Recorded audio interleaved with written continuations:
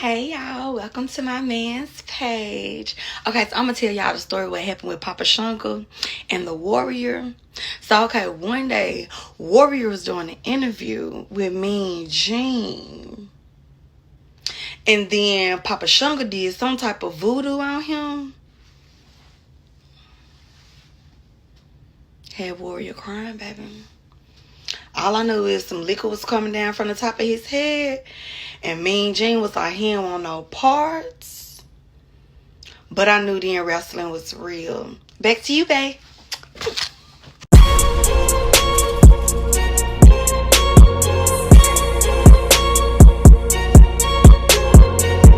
Make room on my plate. I just said my grace and then I ate. Got a particular taste. I just stuffed my pockets in my face. Hey, let's have a debate. We talking about popping, I promise I'm feeling away. I took the bodies up out of my closet.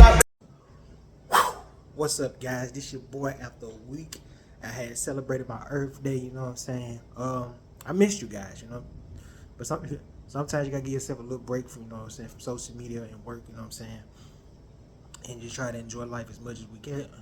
Cause we all know there's a lot of stuff going on in the world. Economy collapsing, the president debate, wars, alien invasions, race against race, nation against nation, Venezuela gangs taking over. It's a lot going on in the world, and time is winding down, y'all. So, make sure you enjoy the times that you have with your loved ones, friends, co-workers, and stuff like that. Cause the world is going through a critical time. You know what I'm saying? We got microchips, we got stuff arriving. We got 159 nations joining BRICS. You know what I'm saying? And I ain't talking about Gucci Mane, BRICS Squad. And just keep God first. Keep Jesus first. The real one. Not the one in the light. Not Satan. Not the one that's promoting all these agendas. You smell me? Y'all know what agendas I'm talking about. For real. For real. With that being said, I want to give a shout out, big thanks to Yahweh, the one y'all call Jesus Christ. If it weren't for him, won't be no me, won't be no page, won't be no y'all. You know what I'm saying? So the banger that I'm bringing y'all today is the wild one. The crazy one, always running through the ring. He get tired quick in his matches. The man that I'm talking about, the colorful one. They always talk to the spaceships and the moons and the little warriors. The man that I'm talking about, Jim James Hellwig, Ultimate Warrior. You know what I'm saying? This is called Warrior Lives On Forever. We are, Warrior was a former, WWE champion. You know what I'm saying? Sting, he met Sting through bodybuilding. They was once tag team partners. They was the Blade Runners in the World Classic Championship Wrestling. He once went under the name called the Dingo Warrior. He is the man that ended Honky Tonk long IC title run. He did beat Hulk Hogan in the first title versus title match in WrestleMania 6 in a classic. According to Hogan, he wanted to take it home early because Warrior was tired. You know what I'm saying? And plus, during that time with him and Hogan, the new face of the company will have a fallout with Vince McMahon over pay disputes unsuccessfully attempted to lead the WWF, which was under his contract. Warrior, this one, Vince gave him the letter.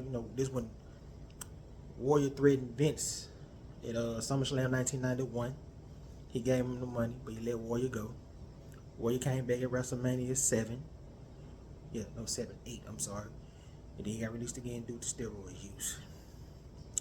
But, and plus, him and Vince squashed the beef many years later. You know what I'm saying? This was during the time the Hall of Fame. They said my boy was sick. And y'all remember the boy had the Hall of Fame speech. He had the Hall of Fame speech. Then he had the infamous speech 2 days before he died. When he had a heart attack in front of his little girls. I down there in the crack because the kids were right there. It was sad that he already gone. But, when the kids right there, he different. You know what I'm saying? But, with that being said, let's get straight into this piece. I love y'all. I'm back.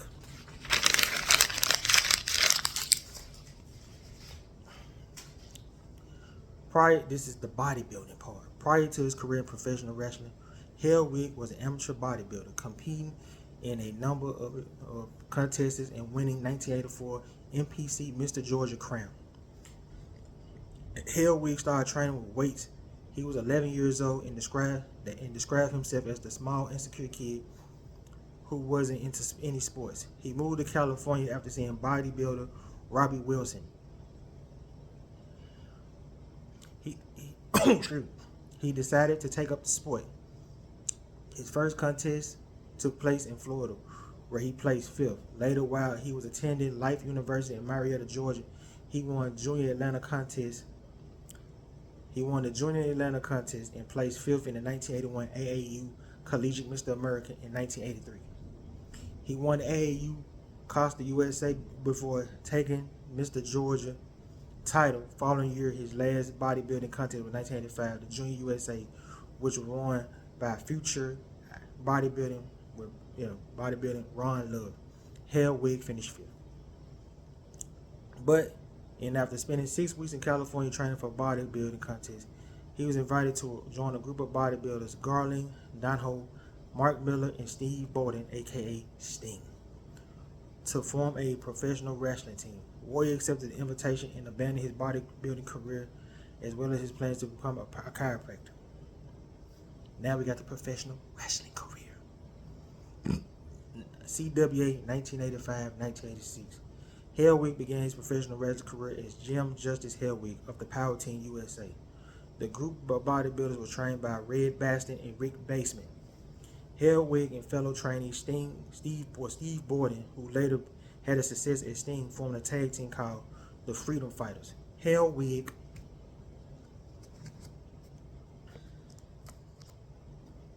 hold on, be patient with me, y'all. Oh, that boy was hooked on that juice. Feel me?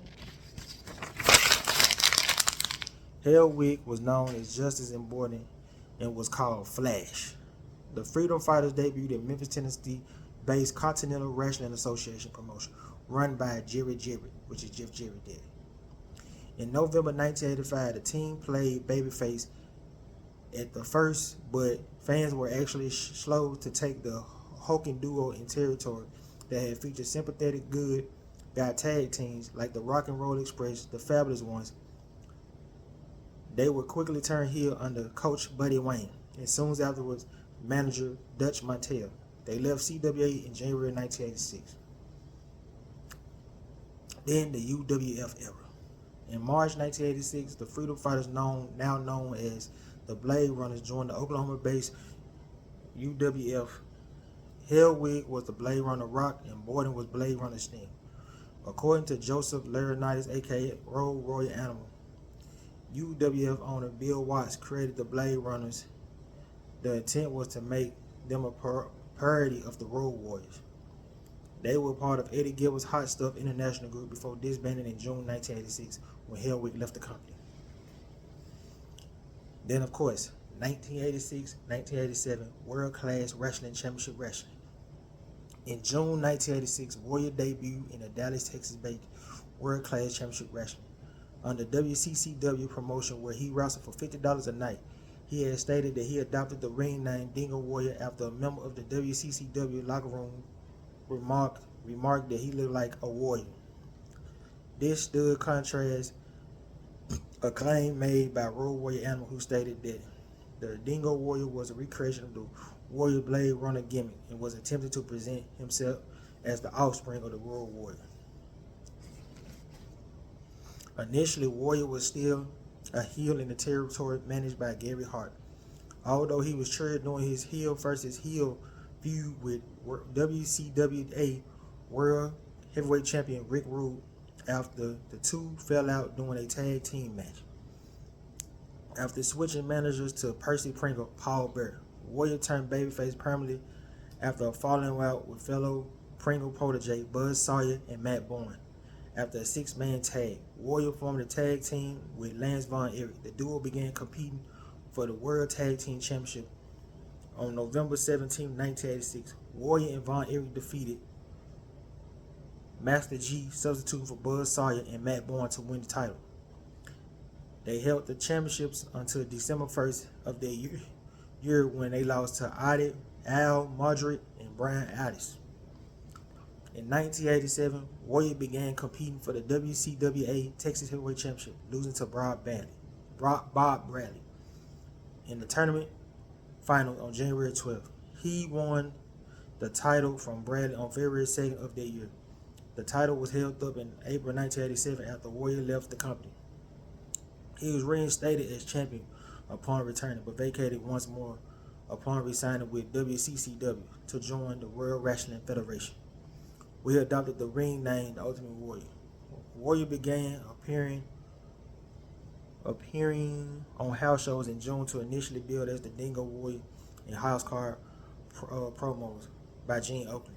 But soon as his name modified, there's dispute of who created the full Ultimate Warrior name.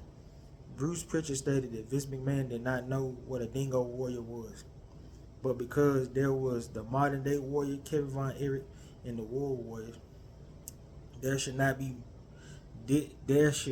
one more simple warrior.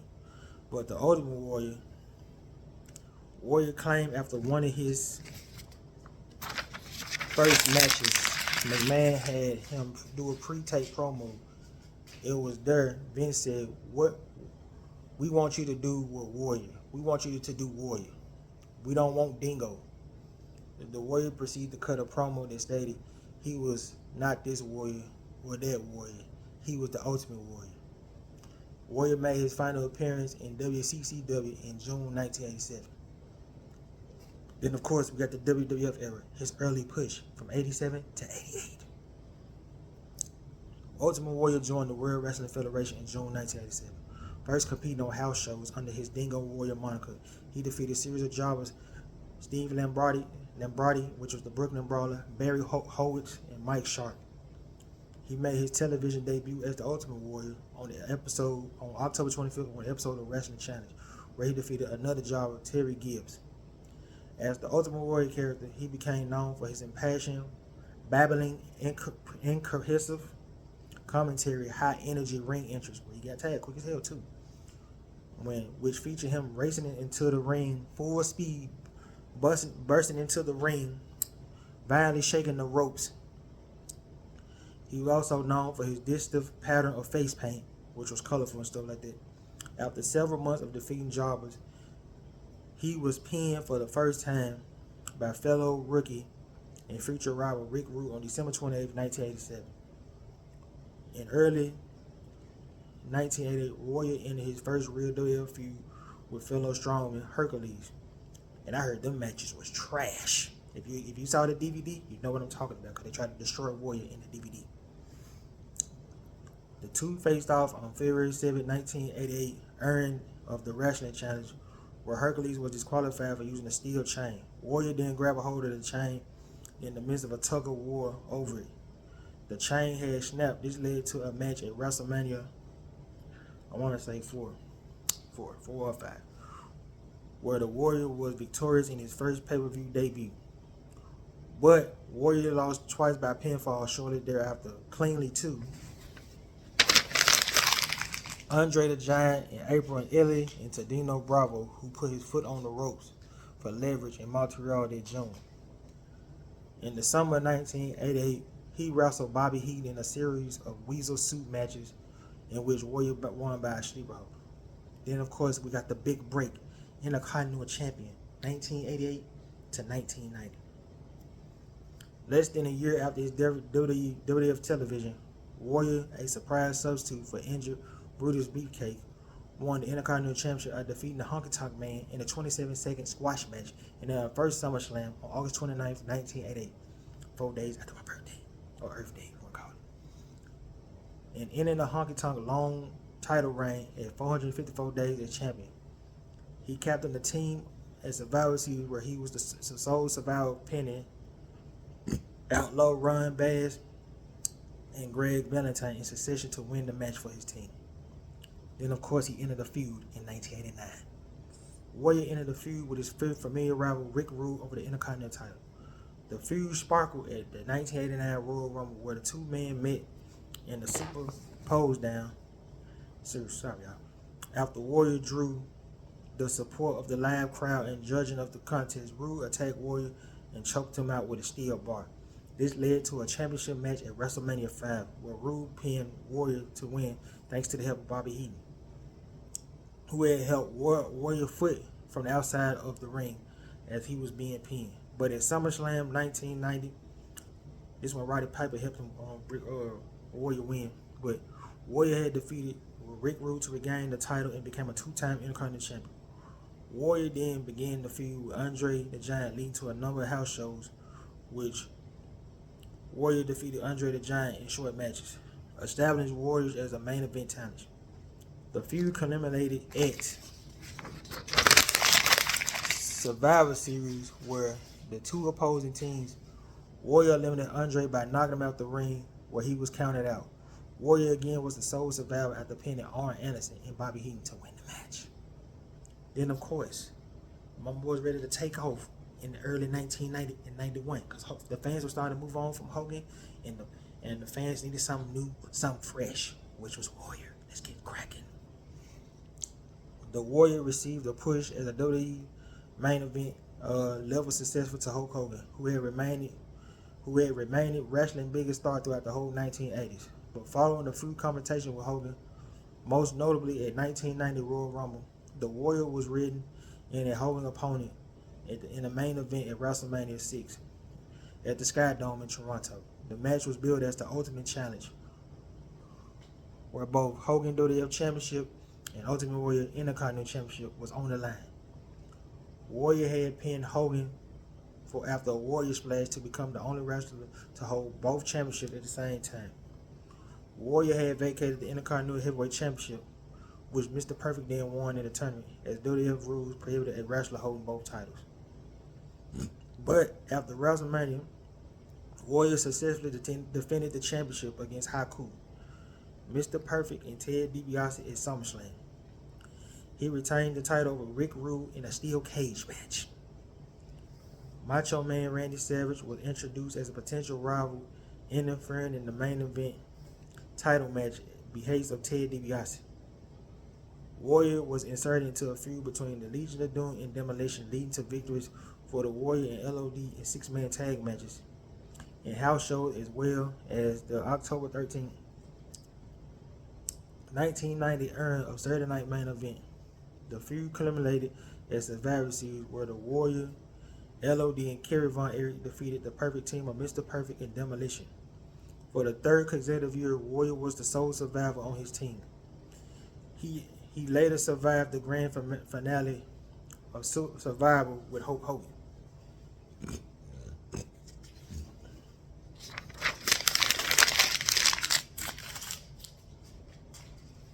Here we go, 1991. He finally lost the championship belt. In January 1991, Warrior faced Sergeant Slaughter at Royal Rumble. Sergeant Slaughter's gimmick at the time was a traitor who betrayed his American country, aligning himself with an Iraqi military general, General Aden. In the context of the Gulf War, this made Slaughter one of the most hated heels at the time.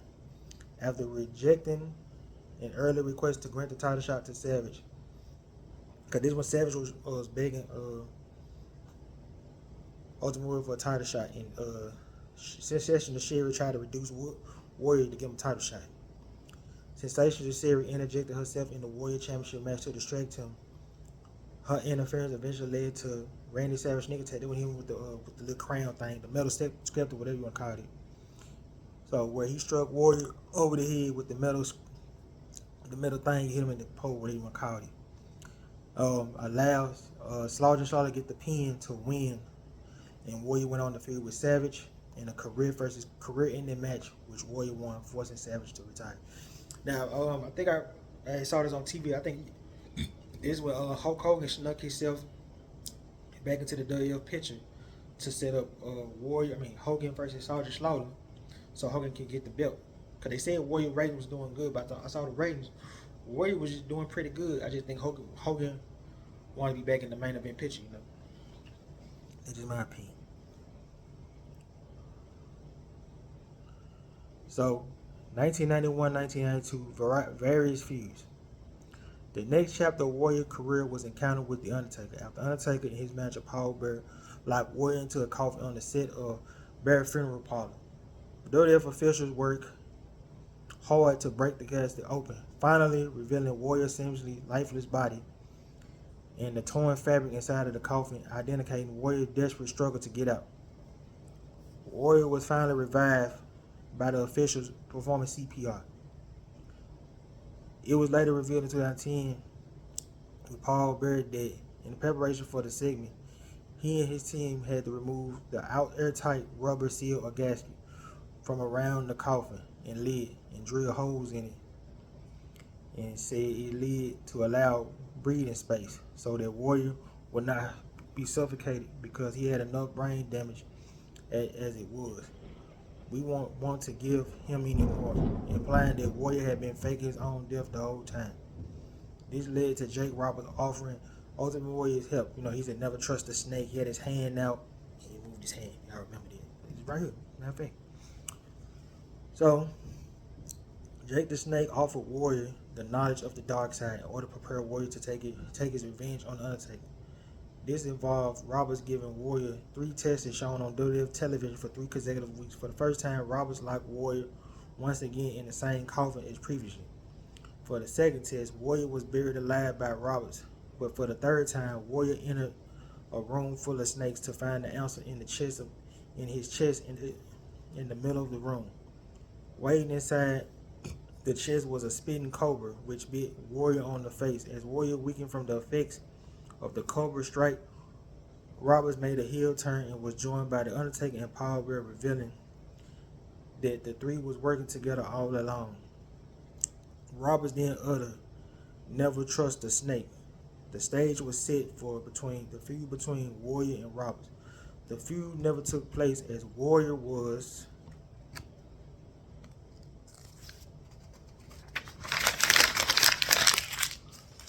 right here. Warrior was involved in an alleged pay dispute with WWF owner Vince McMahon over the SummerSlam main event, where Warrior was teamed with Hogan in a handicap match versus Sergeant Slaughter, Iron Sheik, which is and Colonel Mustafa.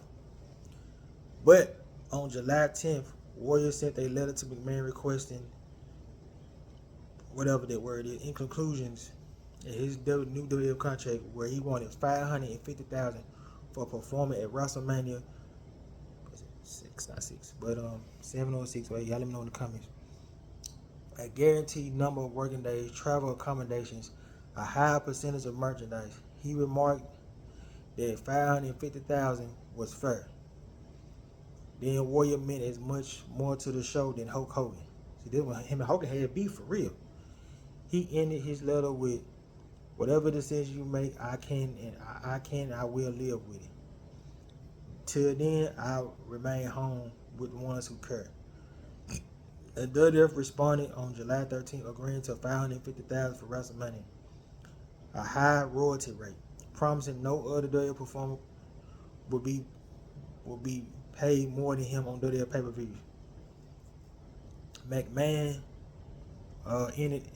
ended the letter by saying, "I would like to express my deepest appreciation and admiration for you as a performer, but as a member of the WWF, and as a man, and as my friend." Then we got the SummerSlam right here. So following WWF annual SummerSlam, Warrior was handed a letter dated August 26th from McMahon saying Warrior was suspended effective immediately. Among other things, McMahon said, "You threatened to stay home, thereby not even appearing at Titan's major summer pay-per-view event, SummerSlam. I had no choice but to see to your exorbitant demands.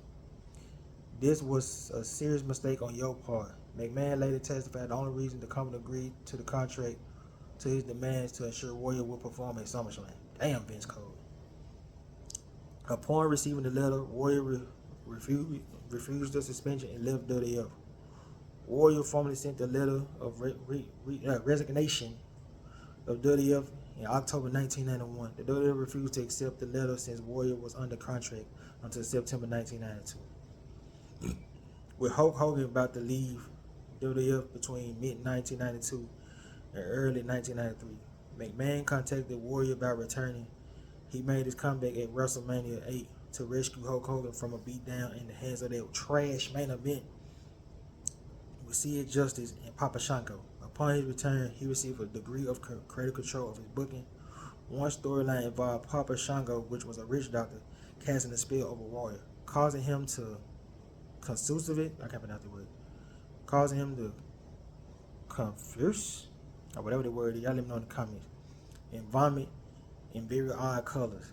Though Warrior says he hated the story. He hated the story and had no control over it. The Warrior was booked for WWF Championship match against then champion Macho Man Randy Savage.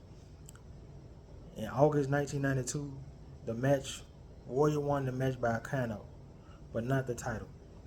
In November 1992, Warrior was scheduled to team with Savage as the Ultimate Maniacs to face Ric Flair and Rookie Razor Ramon, aka Scott Hall, as the Survivor Series. But weeks before the event, Warrior was released for dispute reasons and replaced by Mr. Perfect. This one, Macho Man was on the live show. He was begging Mr. Perfect to be his partner and stuff like that. On via satellite, you had Razor Ramon and Ric Flair, and that's how they took off. But the initial plan for Warrior 1992 return was eventually to give him another run with the WWF Championship. Indeed, WWF writers had originally intended Ultimate Warrior should be the one to accept Mr. Perfect's services up for offers to either SummerSlam main event competitor, turning heel in the process of winning the title. However, the plans were scrapped at a later stage date due to the Warrior refusal to turn heel after considering the collapse in merchandise sales which would have resulted. Furthermore, the return had coincided with the government crackdown on steroids in wrestling. Warrior, admittedly a heavy user of steroids during his professional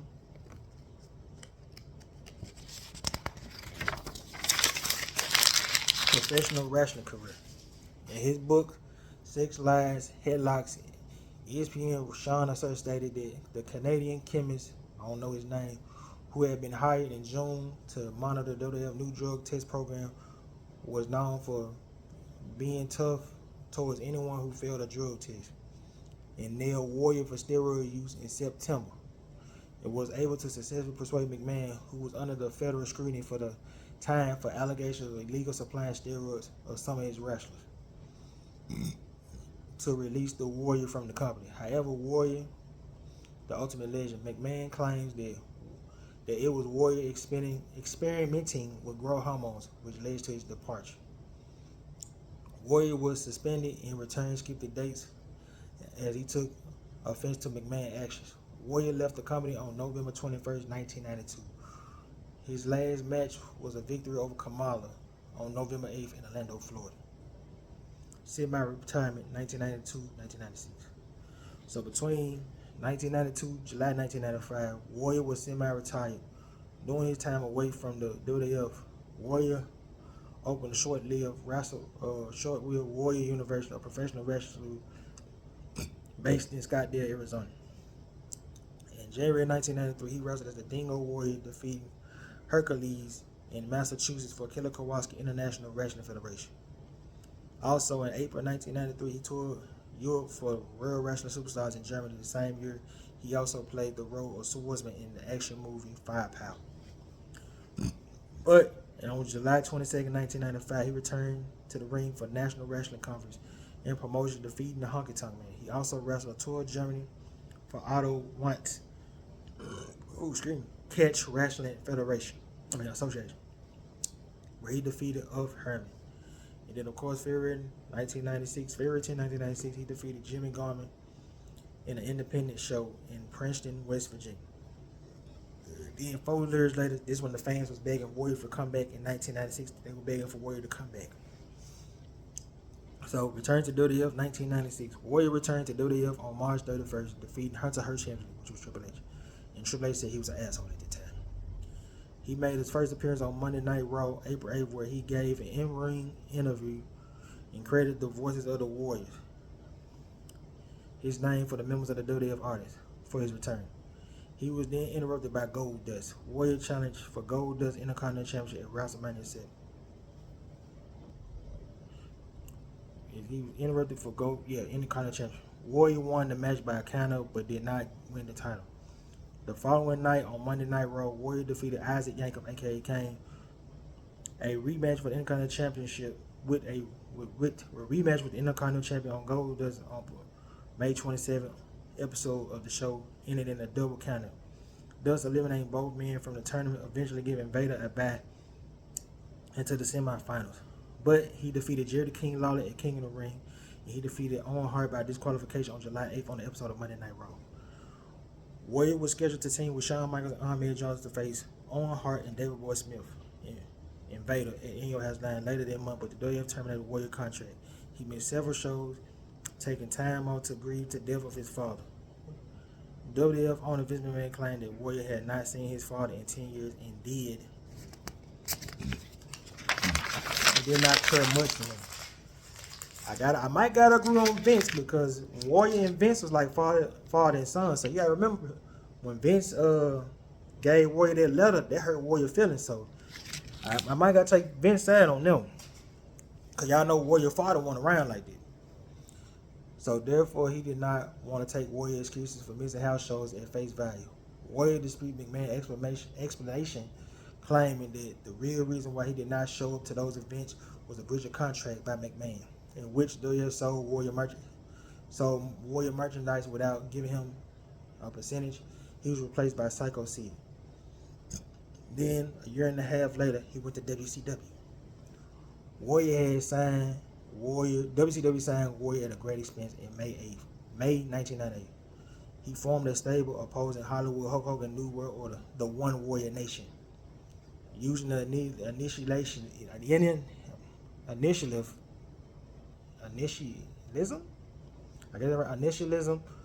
on as a play on the name of NWO. The highlight of the story included Warrior kidnapping and converting British Beefcake, which was the disciple. Frequent instance of Magic Smoke knocking out all the NWO members except for Hollywood Hulk Hogan.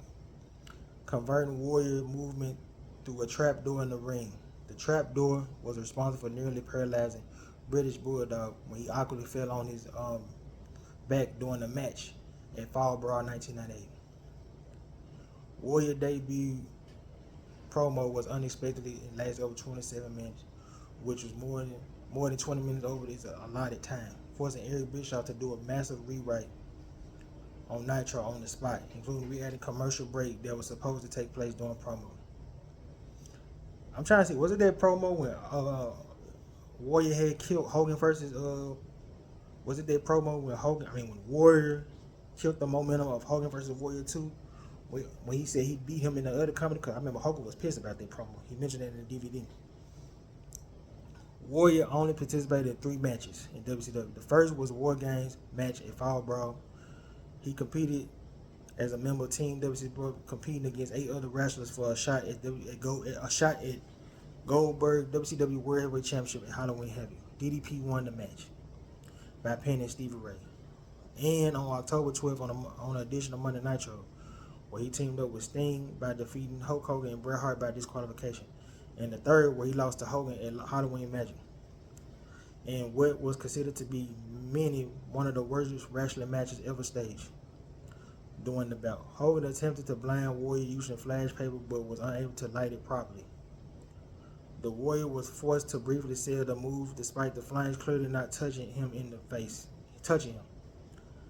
The match came to an end when Horace Hogan hit Warrior in the back with a chair, allowing Hogan to get the pinfall.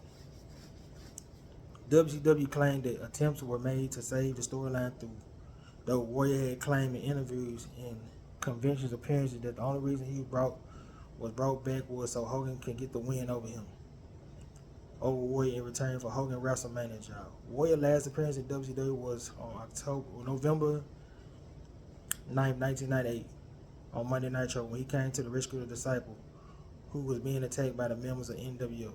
The Warrior retired from wrestling that year. Then 10 years later, New Wrestling Evolution.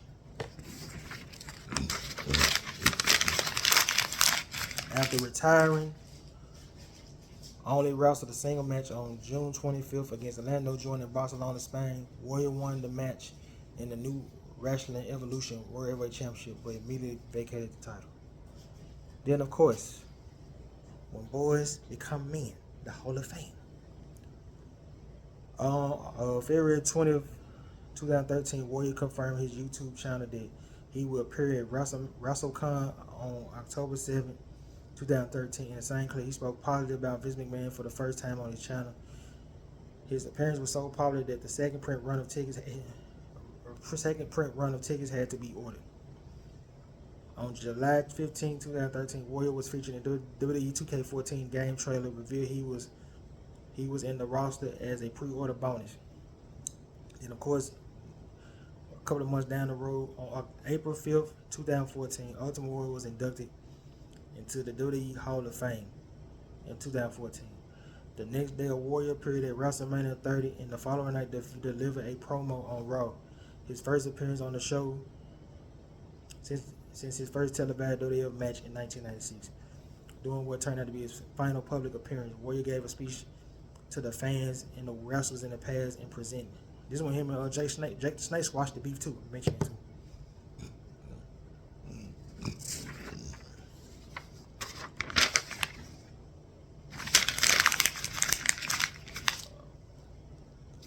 Good.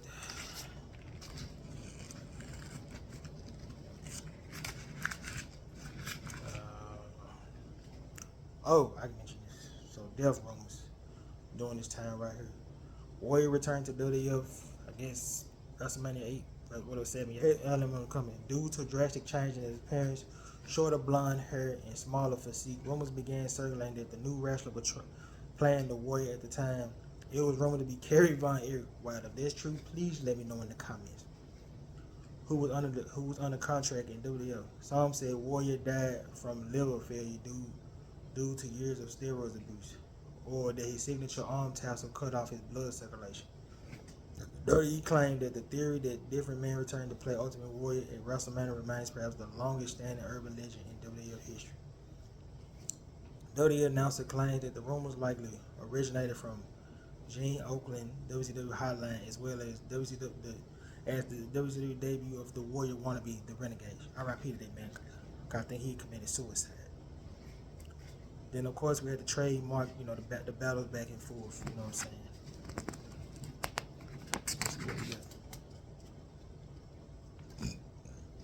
In 1993, Hell Week legally changed its name to Warrior.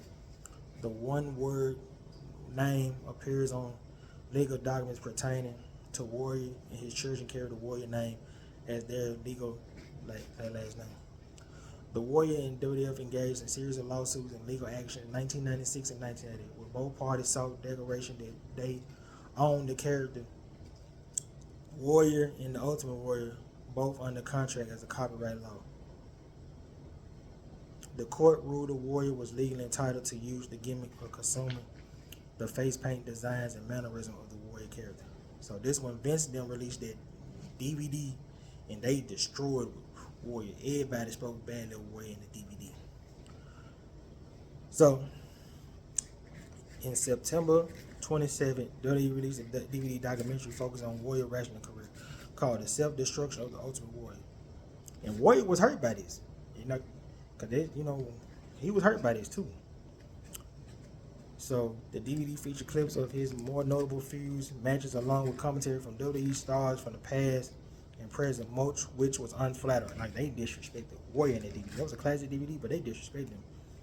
With Triple H, by this point, one of the WWE top main eventers and the husband of Vince McMahon's daughter, Stephanie McMahon, adding that his WrestleMania debut loss against Warrior at WrestleMania 12 left him with mixed emotions, saying that Warrior ruined the experience for him and was one of the most unprofessional guys he ever worked with. The DVD provoked some controversy due to Warrior's own allegations slandered by WWE against him, and originally Warrior was asked to help with the production of the DVD, but as he refused to work with WWE, citing he did not want to be associated with their promotion. There had been some resulting animosity between Warrior and WWE over the Warrior claiming bias on the part of WWE. Them folks said Warrior was hurt, and you can tell, them folks destroyed Warrior on that DVD. If y'all ain't never saw that DVD, they destroyed my boy on this joint. No cap. So that's why I was shocked he went to the Hall of Fame.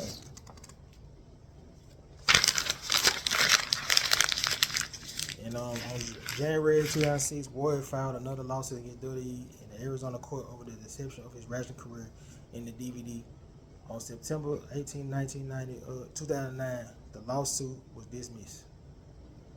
Of course, he was a public speaker, stuff like that.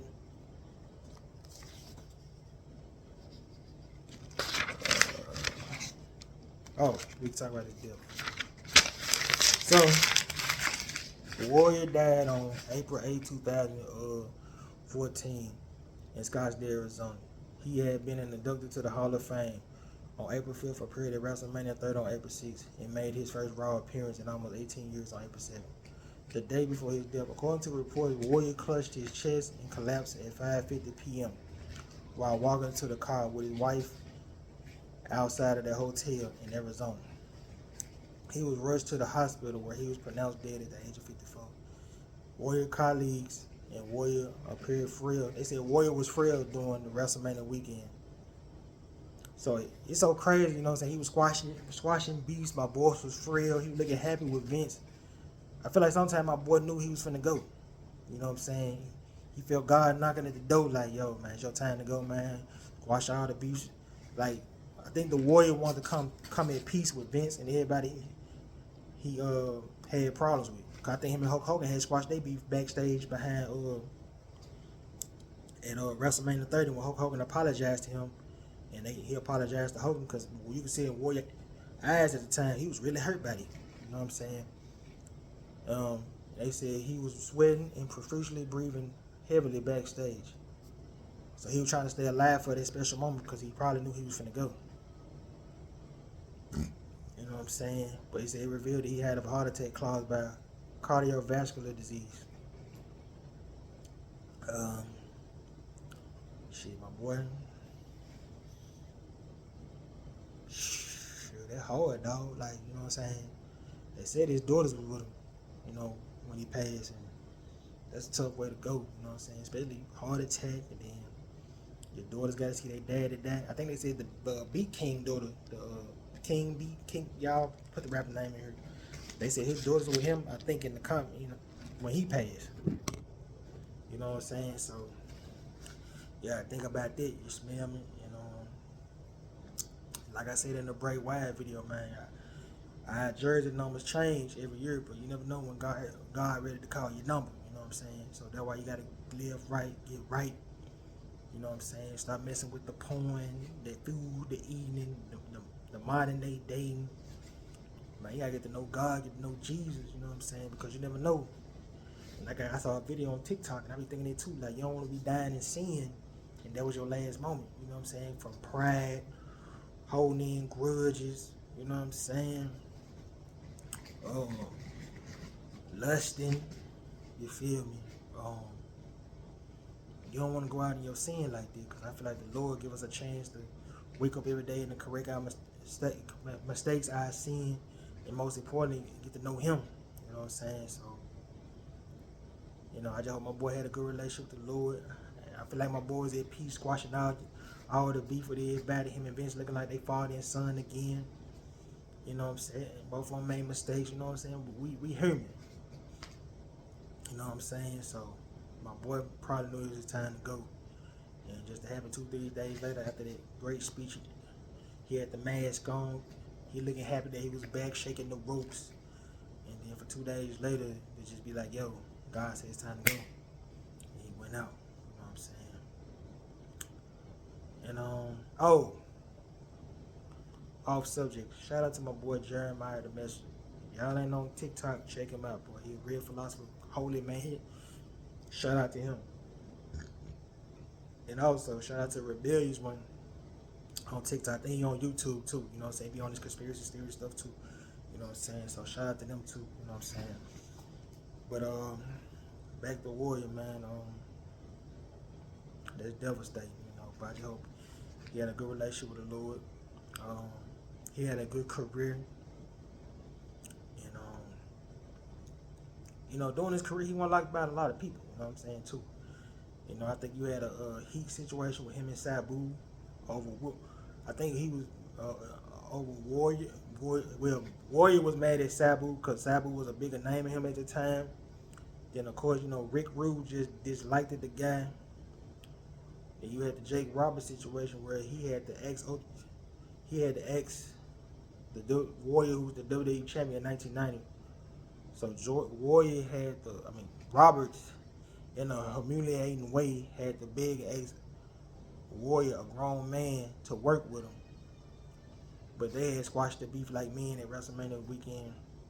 Him and Vader had a situation because Ultimate Warrior, Vader refused to lose the Ultimate Warrior, and Ted DiBiase just didn't like Warrior because he felt like Warrior didn't take the business serious, and he was difficult to work with. And Skinner, he tried to punk Skinner, and Skinner wasn't going. But with that being said, y'all, there's a lot of things that come behind this game called fame and fortune. You know what I'm saying? In this entertainment business too. You know what I'm saying? Just because you're making a lot of money and you're getting this and this, it's a lot of stuff that go on behind the scenes and emotionally behind the scenes, whether it's their personal issues at home or personal business. So that way you gotta be careful, man.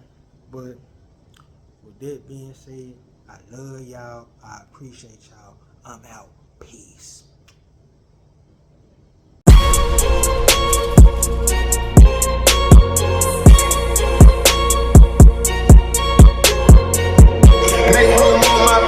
I just said my grace and then I got a particular taste. I just stuffed my pockets in my face. Hey, let's have a debate. We talking about popping, I promise I'm feeling away. I took the bodies up out of my closet.